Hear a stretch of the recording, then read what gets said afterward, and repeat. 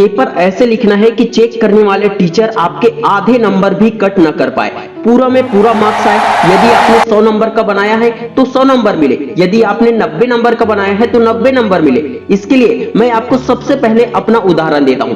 मेरे 12th class के board exam में प्रैक्टिकल सिर्फ फिजिक्स और केमिस्ट्री का होता था, लेकिन अभी सारे सब्जेक्ट में प्रैक्टिकल नंबर मिलते हैं। उस टाइम मैंने हिंदी से लेकर सारे पेपर को ऐसे लिखा कि आधे नंबर भी कट नहीं हुए। मैंने हिंदी को एग्जैक्ट 92 नंबर का पेपर लिखा था और उतना ही मुझे मिला। इंग्लिश में 86 नंबर का पेपर सॉल्व किया था, उतना ही मुझे मिला। फिजिक्स केमिस्ट्री में भी यही हुआ, यहां तक कि मैथ्स में मैंने जितना सोचा था उससे ज्यादा नंबर मिले। आपके लिखने का तरीका सही होना चाहिए दोस्तों, फिर आपका कोई एक नंबर क्या आधा नंबर भी कट नहीं कर सकता।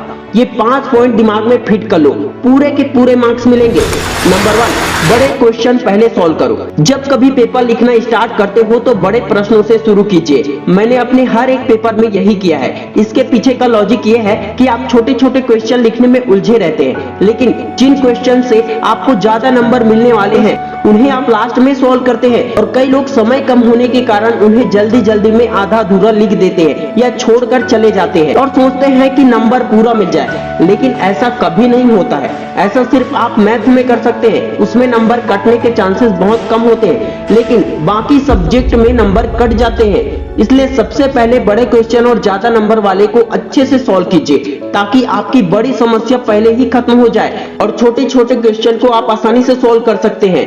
नंबर 2, क्लीन एंड क्लियर होना चाहिए। ये तो सभी जानते हैं कि आपकी राइटिंग क्लीन एंड क्लियर होना चाहिए, जिससे जांचने वालों को पसंद आए। यदि ज्यादा काट छांट होगा या क्वेश्चन आंसर कभी पीछे से तो कभी आगे से, ज्यादा ऊपर नीचे होगा तो जांच करने वाला परेशान हो जाएगा और उसके पास हजारों लाखों पेपर है चेक करने के लिए। वो आपका एक ही पेपर चेक थोड़ी ना करने वाला है। इसलिए आपका हैंड राइटिंग कैसा भी हो, लेकिन पेपर साफ सुथरा होना चाहिए, अच्छे से क्लीन होना चाहिए, ज्यादा काट छाट नहीं होना चाहिए। चेक करने वालों को एक बार में ही समझ में आ जाए कि ये इस नंबर का क्वेश्चन आंसर है और वह फट से चेक करे और आपको नंबर दे। Number 3, heading point. चेक करने वाले टीचर बहुत ज्यादा पेज लिखने वालों स्टूडेंट से ज्यादा उन स्टूडेंट के पेपर को पसंद करते हैं जो पॉइंट देकर लिखते हैं।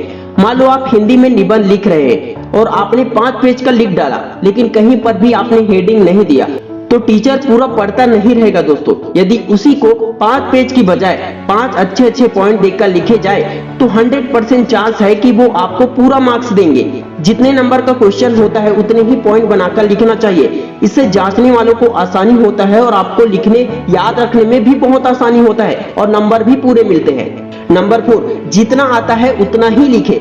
कई लोग बहुत ज्यादा फेंकने लगते हैं, उन्हें लगता है कि ज्यादा पेज लिखेंगे तो ज्यादा नंबर आएंगे, लेकिन ये सिर्फ गलतफहमी है। 12th में मैंने इंग्लिश पेपर को 2 घंटे से पहले ही बना दिया था, जितना मुझे आता था, और मैं बैठा था, मैं देख रहा था कि सब कितने सप्लीमेंट्री ले रहे हैं। आखिर इंग्लिश में इतना भी क्या लिख रहे होंगे मुझे समझ नहीं आ रहा था। मैं सच बता रहा हूँ, जो बहुत ज्यादा लिख रहे थे उन सब के मार्क्स मेरे से बहुत कम आए।